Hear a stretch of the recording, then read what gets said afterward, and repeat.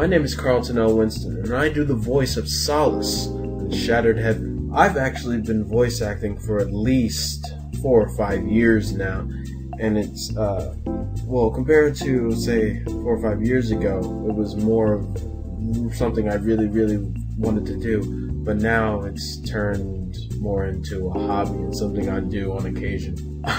Honestly, I actually got into voice acting after watching Family Guy. I was so interested, well, in awe by Seth MacFarlane doing all those voices, and I was like, man, I should be able to do that. And that Family Guy really is what got me into voice acting. I've been wanting to do animated stuff, or just pretty much anything that would have my voice in it, and I could just bring a character alive through my voice.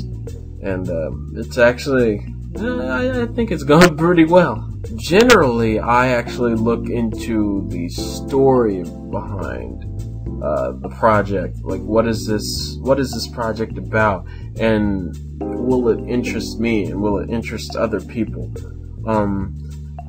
Because if it's a really weak story, then you can pretty much tell that it's not going to do so well. And I generally like to do projects that I feel, okay, I think people will really be interested in this. I'm interested in it, so hopefully other people have the same interests as myself.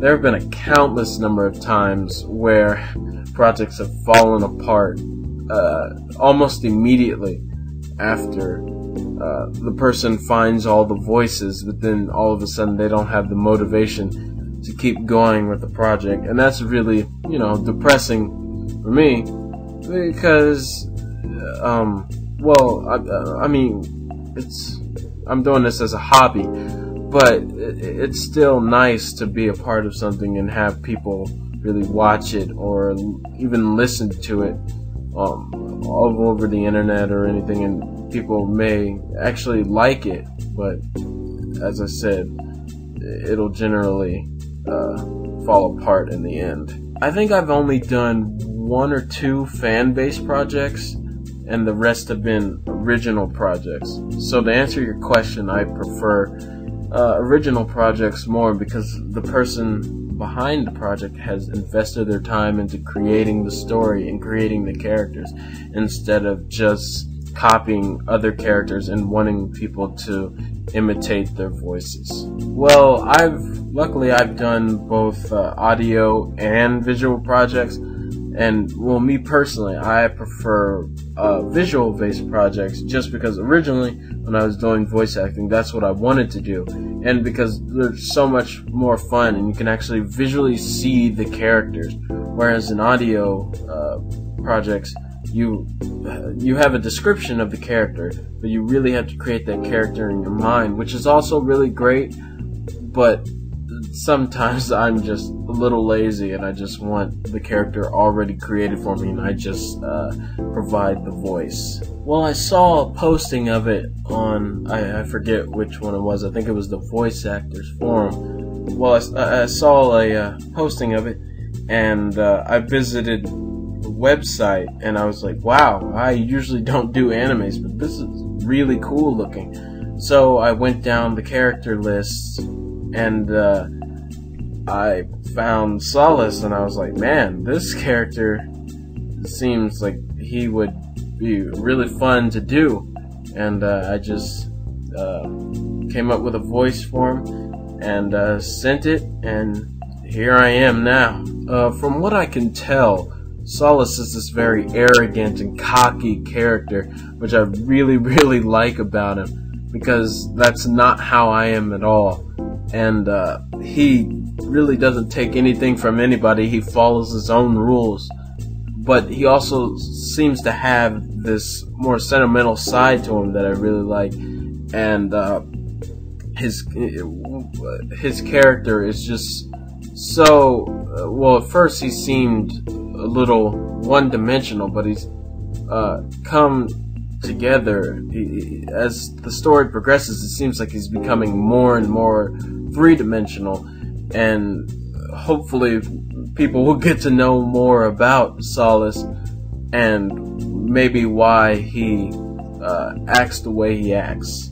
Advice for people who want to become voice actors, I would say really try to find your range as far as, okay, from this is how low I can go to this is how high I can go, and really try to apply yourself to that. I know even now I continue to discover the range of characters I can do, the range of voices I can do, and it always amazes me how many voices that I can do.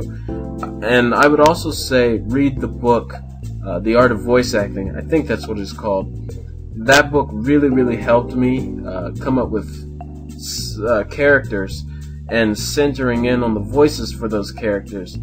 I know for a project that I did, well, I started about 5 years ago, was it had this character named Seth Clark on it, and I wanted to come up with a voice for him.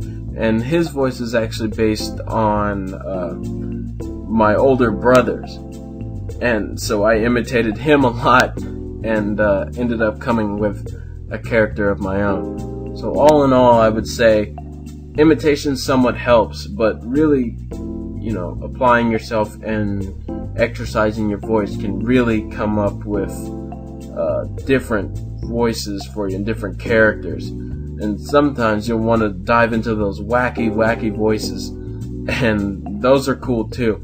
But really try to apply yourself all along the spectrum, not just on silly voices, but also on more serious voices, or voices that can be used in comedy or dramas or anything of that nature. Currently, I'm working on a comedy web series that I'm creating. It's in the development phase, and I'm also starting on a radio play that I really want to try to revive, that I started last year but couldn't really get it finished because so many things were presenting themselves in my life that I just had no time for it.